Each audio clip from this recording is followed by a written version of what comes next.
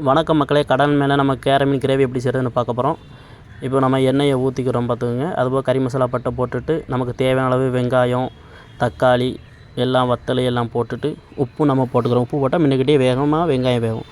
அதை போட்டு நமக்கு தேவையான அளவு இஞ்சி பூண்டு பேஸ்ட்டு நம்மளே தயார் பண்ணி எடுத்துக்கலாம். அதை நல்லா போட்டு கிண்டிட்டோம் அப்படின்னா கொஞ்சம் நேரம் வேக விட்டுக்கணும். வேக விட்டதுக்கப்புறம் இப்போ நம்ம தீயை கொஞ்சம் ஸ்லோவில் வச்சுட்டு அதுக்கப்புறம் நமக்கு தேவையான அளவு மசாலா பொடி போடுறோம். அதாவது சிக்கன் பொடி ஒரு 3 பாக்கெட்டு, மகாராஜா ஒரு அரை பாக்கெட்டு போடுறோம். போட்டுட்டு நல்லா அந்த மசாலா காயிற அளவுக்கு நல்லா கிண்டணும். அப்படின்னா கலர் கொடுக்கும். நமக்கு தேவையான அளவு நம்ம கிண்டிக்கிற வேண்டியதான், எந்த அளவுக்கு கலர் தேவைன்றது. அப்புறம் நம்ம பொரிச்சு கேர மீன் இருக்குல்ல, அதை உள்ளே தட்டி நல்லா அதில் மசாலா பிடிக்கிற மாரி நம்ம கிண்டிக்கிறோம்.